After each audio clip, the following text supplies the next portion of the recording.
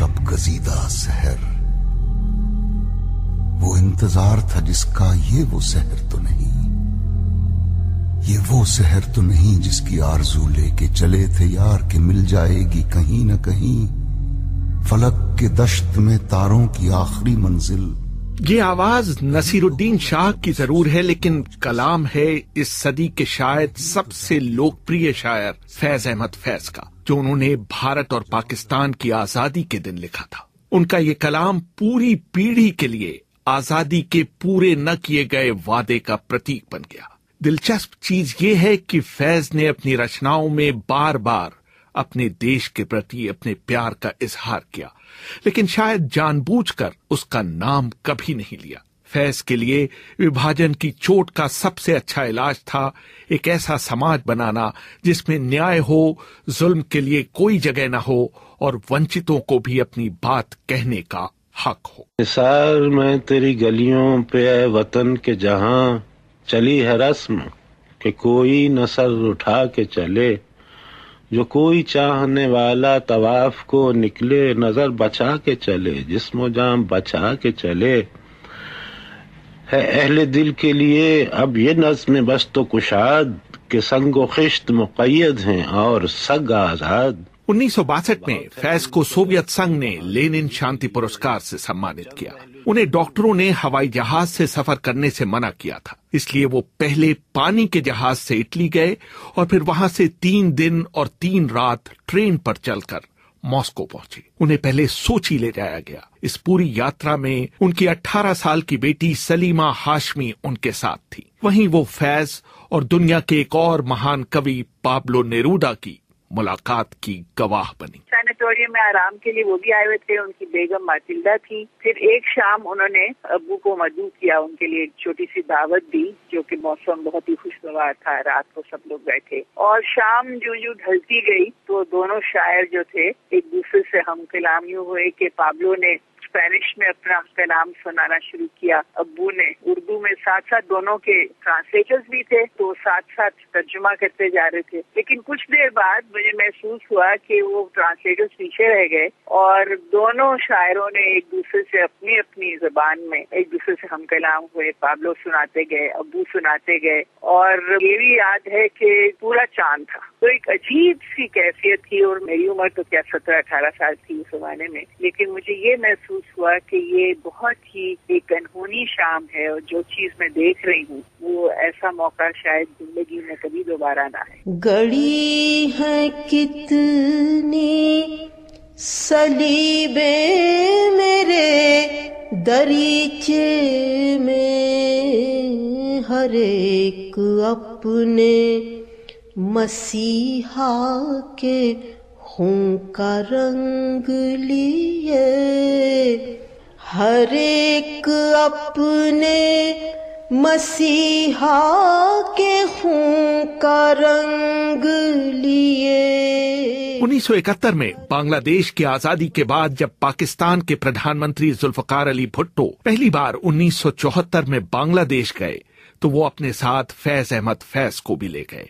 फैज के नवासे अली मती हाशमी कहते हैं, 74 में पहली बार एक सरकारी वफद पाकिस्तान से बांग्लादेश गया, ढाका गया, जिसमें फैज साहब भी शामिल थे, क्योंकि उस वक्त वो पाकिस्तानी हुकूमत के कल्चरल एडवाइजर थे। भुट्टो साहब की जो हुकूमत थी वो डेमोक्रेटिकली इलेक्टेड हुकूमत थी, तो उन्होंने फैज साहब को रिक्वेस्ट की पर्सनली कि आप हुकूमत को एडवाइस करें कल्चरल अफेयर्स पे, पोएट्री पे, लिटरेचर पे, जो कि उन्होंने एक्सेप्ट भी किया। वो कुछ अच्छा उनके साथ हुकूमत के साथ मुस्लिम भी रहे। वो साथ गए, वहाँ पे फैज साहब तो बहुत सी उम्मीदें लेके गए थे, क्योंकि जाहिर है वो भी एक बहुत बड़ा सानहा था जो पाकिस्तान के साथ पेश आया 1971 में। और उम्मीद तो ये थी कि वहाँ जाके कुछ मफाहमत की बातें होंगी, कुछ दोस्ती की बातें होंगी, क्योंकि अभी भी जाहिर है कि 71 की जंग के जो जख्म थे वो पूरी तरह अभी नहीं भरे थे। वहाँ पे एक बहुत ज्यादा उनकी मुलाकातें नहीं हो पाई। वो मुजीब साहब से उनकी मुलाकात जरूर हुई। मुजीब साहब ने उनको रिक्वेस्ट किया कि फैज भाई आप हमारे लिए भी कुछ लिखें, और फैज साहब ने कहा कि हमने लिखा है बांग्लादेश के लिए, बांग्लादेश की जो जंग आजादी थी उसके दौरान भी लिखा था, लेकिन उन्होंने इस्रार किया कि आप और भी कुछ लिखें। तो फिर उसके बाद उस सफर से वापसी पे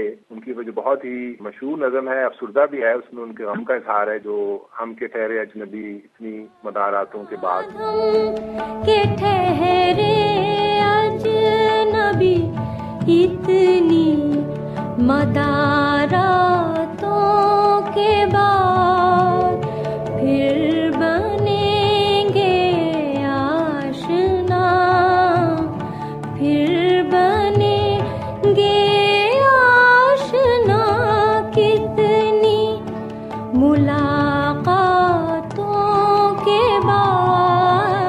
1977 में जनरल जिया के सत्ता में आने के बाद फैज को पाकिस्तान छोड़ना पड़ा और उन्होंने 4 वर्षों तक बैरूत में निर्वासन का जीवन बिताया। उन दिनों उनसे मिलने उनकी बेटी सलीमा हाशमी बैरूत गई थी। उनकी वो एक नज़्म मेरे दिल मेरे मुसाफिर जो है वो पढ़ें तो आपको एहसास होता है कि वो बहुत ही वतन से दूर उस कदर उदास थे और मुझे उसमें इतना एक अकेलापन महसूस होता है। लेकिन साथ ही साथ ये वो वक्त था जब उनके लिए फिलिस्तीन की जो जंग थी उससे वो इतने करीब थे कि मुझे महसूस हुआ कि ये शायद उनका आखिरी इश्क था। और मेरे ख्याल में उन लोगों ने भी महसूस किया क्योंकि बाकी सब लोग तो बैरूत को छोड़ के चले गए जब इजरायली हमला हुआ, लेकिन अबू ने मोइन बुसीसू जो उनके दोस्त भी थे, शायर भी थे, उनके घर चली गई थी। मेरी अम्मा भी जब तक निकल पड़ी थी बैरूत से और बमबारी हो रही थी और 3 हफ्ते वो उस फ्लैट में मोइन के साथ रहे जहाँ ना पानी थी,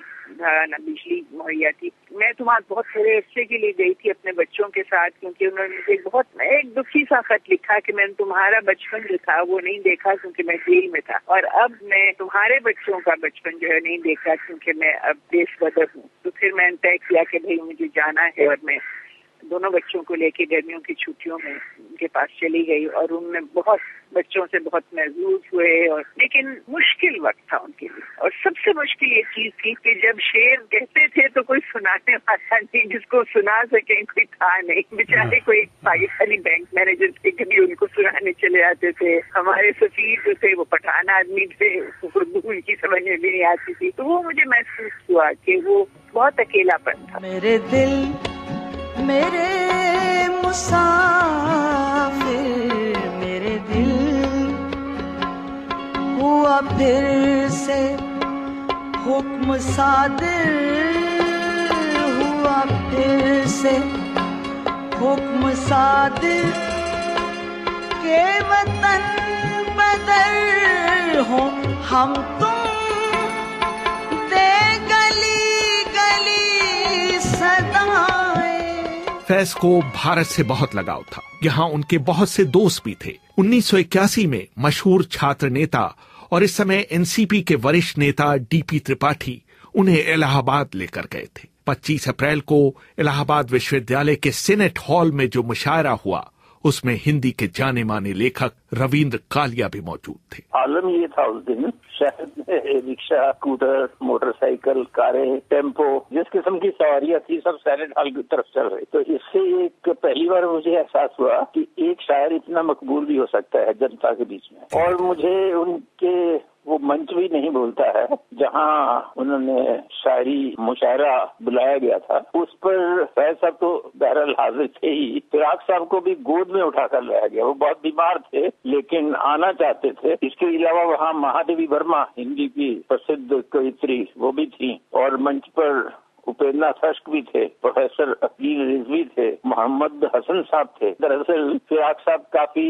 बीमार थे तो उन्होंने एक शेर सुनाया था कि आने वाली नस्लें तुम पर रश करेंगी हम असरो, जब उनको ये ध्यान आएगा तुमने फिराक को देखा था। तो मोहम्मद हसन साहब ने उसमें तरमीम की थी उस शेर में। उन्होंने कहा था कि आने वाली नस्लें तुम पर रश करेंगी हम असरो, जब उनको ये ध्यान आएगा फिराक महादेवी फैज को तुमने एक साथ मंच पर देखा था। उसी यात्रा के दौरान हिंदुस्तानी अकादमी के एक समारोह में एक 22 वर्षीय बालिका शुभा गुप्ता ने फैज के सामने उन्हीं की गजल गाकर सुनाई थी। आज पूरी दुनिया उन्हें शुभा मुद्गल के नाम से जानती है। विश्वविद्यालय की कोई छात्रा उनके सम्मान में उनकी एक गजल पढ़ने वाली थी और इसकी तैयारी मेरे गुरु पंडित रामाश्रय झा जी को सौंपी गई थी, लेकिन किसी कारणवश वो छात्रा नहीं पहुंच पाई और एकाएक दोपहर में घर में घंटी बजी दरवाजे पे और देखा कि गुरु जी सामने खड़े हैं। तो उन्होंने जैसे ही मैंने दरवाजा खोला उन्होंने कहा कि बस चलो भाई चलो, कुछ प्रश्न मत पूछना, बस चलो मेरे साथ। और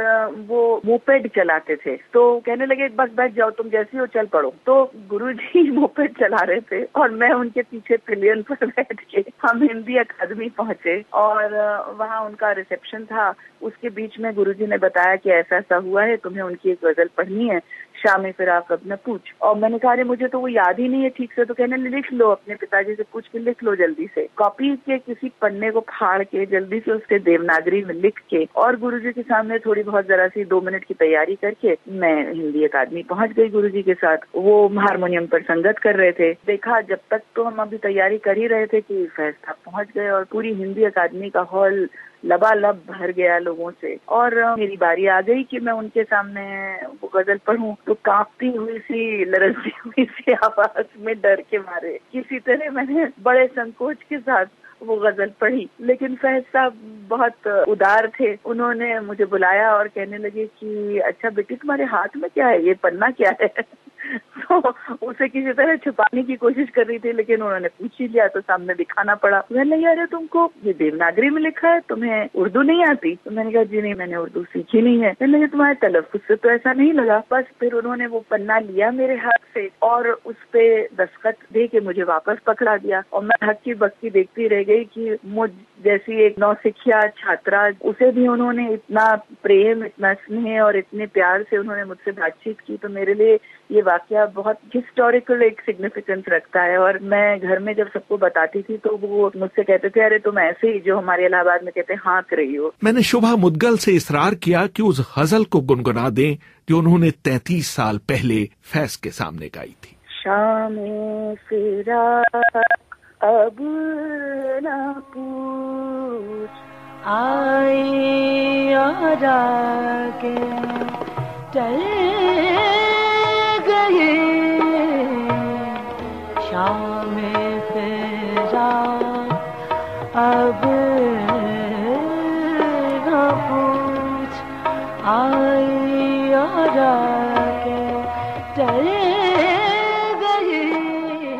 वैसे फैज सबसे पहले 1936 में लखनऊ आए थे, जब प्रगतिवादी लेखकों का एक सम्मेलन वहां हुआ था जिसकी अध्यक्षता प्रेमचंद ने की थी। अतुल तिवारी मशहूर फिल्म लेखक हैं और उन्होंने फैज के लखनऊ कनेक्शन पर खासा शोध किया है। 1936 में पहली बार उनका आना हुआ था जब तरक्की पसंद मुसन्निफीन की कॉन्फ्रेंस वहां हुई लखनऊ शहर में, जिसकी सदारत प्रेमचंद साहब ने की थी। सज्जाद ज़हीर साहब इसके कन्वीनर थे। प्रेमचंद की जो तकरीर उन्होंने सुनी थी, जो गजब की तकरीर थी प्रेमचंद की, और उसमें जिस तरह से उन्होंने डिफाइन किया था पूरा लिटरेचर की तरक्की पसंदी को और किस तरह की इमेजेस उस लिटरेचर में होती हैं, हो सकती हैं, आनी चाहिए, तो इन सबसे बहुत मुतासिर हुए। और वहीं से फैज की पोट्री ने भी बदलाव एक लिया। और नेचुरली जब लखनऊ में थे तो उनके लखनऊ के बहुत सारे शायरों से भी उनकी मुलाकात हुई, जिनमें कि मजाज साहब भी थे। ऑल इंडिया रेडियो लखनऊ था, उसने तरक्की पसंद शायरों का एक मुशायरा किया और उस मुशायरे में दोबारा उनको बुलाया गया। बहुत सारे लखनऊ के शोरा से उनकी मुलाकात हुई, जिनमें कि सरदार जाफरी साहब भी शामिल थे। इस मुशायरे की सदारत कर रहे थे जोश मलिहाबादी, मगर शर्त यह थी कि जोश साहब अपना कलाम नहीं सुनाएंगे और सिर्फ इन यंग लोगों के कलाम सुने जाएंगे। ये लोग एक ही घर में सब ठहरे थे। इनके लिए इंतजाम रेडियो ने किया था, लेकिन वहां नहीं ठहरे। बाजार कंधारी लेन एक लखनऊ में हुआ करती है, लालबाग और हुसैनगंज के बीच में, ये सब के सब वहां ठहरे और वहां रात रात भर नशिस्तें चला करती थी। वहां रात रात भर इनके अपने प्राइवेट मुशायरे चला करते थे। बाद में जब 1974 में फैज अरसे बाद फिर लखनऊ आए तो उन्होंने सबसे पहले कम्युनिस्ट पार्टी के दफ्तर फोन मिलाकर अपने दोस्त कॉमरेड नईम खान से मिलने की इच्छा प्रकट की। नईम खान साहब ना तो इडियोलॉग थे, मतलब ऐसा नहीं था कोई कि पार्टी में उनकी बहुत बड़ी हस्ती रही हो, लेकिन नईम खान साहब उन लोगों में से थे जो ग्राउंड लेवल का एक कॉमरेड होता है ना, जो कि झोला उठा के दिन भर लगा रहता है ग्राउंड लेवल पे। लेकिन इसके बावजूद एक बार पार्टी ने इनको लाहौर कुछ काम से भेजा नईम साहब को। लाहौर में नईम साहब का डेडिकेशन देख करके फैज की उनकी दोस्ती हुई, क्योंकि फैज के लिए सिर्फ ये नहीं था कि तुम इंटेलेक्चुअल हो गए तभी मेरे दोस्त हो सकते हो, यार तुम भी उतने ही शदीद कॉमरेड हो जितने की हम हैं। तो इसको लेकर के फैज और उनकी दोस्ती होती है। और फैज जब अपना निकाह पढ़ने के लिए एलिस के साथ जाते हैं श्रीनगर, तो जो 6 लोगों की बारात जाती है उसमें नईम साहब भी शामिल है और नईम साहब भी दस्तखत करते हैं बाकायदा गवाह के तौर पे। और ये शेख अब्दुल्ला साहब ने निकाह पढ़वाया था। ये शायद 73 या 74 का वाकया है कि लखनऊ में तब तक ये नया पहला 5 स्टार होटल खुल चुका था। क्लार्क साहब वहाँ ठहराया गया उनको ले जाकर के, मगर उन्होंने फौरन फोन उठाया, कम्युनिस्ट पार्टी के दफ्तर फोन किया 22 कैसरबाग में और कहा कि मैं नईम खान साहब से बात कर सकता हूँ। नईम नहीं फोन उठाया था। उन्होंने खान साहब ने कहा कि जी बताइए, नईम बोल रहा हूँ। नईम, मैं फैज। और ऐसी खामोशी, ये जो लोग कॉमरेड जिन्होंने सुना है ये कॉन्वर्सेशन, दोनों तरफ जो लोग मौजूद थे बताते हैं, और दोनों तरफ से आंसुओं की धारें बहती रही। और उन्होंने कहा नईम मैं आ रहा हूँ तुमसे मिलने। और नईम ने कहा तुम घर आओ। और वो घर पहुंचे और वो एक बिल्कुल बड़ी एक छोटी सी कुलिया, जिसको लखनऊ में हमारे यहाँ कहते हैं, दिल्ली के कूचे तो फिर भी चौड़े होते हैं, हमारी लखनऊ की कुलियां बहुत ही पतली होती हैं, बहुत तंग होती हैं, लेकिन बड़ी उनमें वार्मथ होती है, बड़ी उनमें एक प्यार प्यार के रिश्ते होते हैं। और वहाँ पहुंचे वो उस कुलिया में और वहाँ पूरा मजमा जमा था देखने के लिए फैज साहब को हीरो थे। और वहाँ जाके बैठे हैं और वहाँ जाके फिर जब सुनाई है चीजें उन्होंने, पंजाबी की भी अपनी चीजें सुनाई, उर्दू की भी अपनी चीजें सुनाई है। तो उनका बेटा बोला अंकल आप फिल्मों के लिए नहीं लिखते हैं? बोले हाँ लिखते हैं। तो आपने कहा अंकल आप फिल्म वाले कुछ सुनाइए ना। तो बेटा फिल्म के मुझे याद नहीं है। फिर कोई खातून बैठी तो उन्होंने कुछ गा के सुनाइए ना। उनका भाई अब हर काम मम्मी कर लेंगे क्या। शर्मीले होने के बावजूद फैज को औरतों का साथ बहुत पसंद था। उनके नवासे अली मदी हाशमी कहते हैं, मेरा ख्याल तमाम औरतों को शायरों की कंपनी पसंद होती है। शायर को कौन नहीं पसंद करता। तो बिल्कुल उन पे माशाल्लाह उनकी शायरी, क्योंकि उसमें एक खास इश्किया रंग उनकी सभी शायरी में है। और उन्होंने क्योंकि अपनी शायरी सारी जो गजलें हैं और वो सारी उसमें वो मोहब्बत वाला अंदाज उन्होंने अपनाया है। तो जाहिर है उनकी जो शख्सियत थी वो इतनी नरम थी। और उसका भी जिक्र उन्होंने अपने कुछ नस्ली तहरीरों में भी किया था, क्योंकि उनकी परवरिश एक ऐसे घर में हुई थी जिसमें बहुत सी औरतें थी। उनकी अपनी अम्मा थी, उनकी स्टेप मदर्स थी, बहनें थी बहुत सारी और बहुत सारी थी। तो उन्होंने लिखा भी है कि उन तमाम खवातीन ने हमें इतना मुहज़्ज़ब बना दिया कि अब भी हमसे कोई लग़्व बात हमसे नहीं होती, हम कर ही नहीं सकते कोई लग़्व बात। तो जाहिर है कि कोई शख्स अगर इतना मुलायम हो, इतना धीमा हो, इतना नरम हो तो वो सबको ही पसंद आता है। जाहिर है उसमें मर्द भी शामिल है और औरतें भी शामिल है। शाम गुलनार हुई जाती है, देखो तो सही वो जो निकला है लिए, मशअले रुखसार है कौन, वो जो निकला है लिए, मशअले रुखसार है कौन।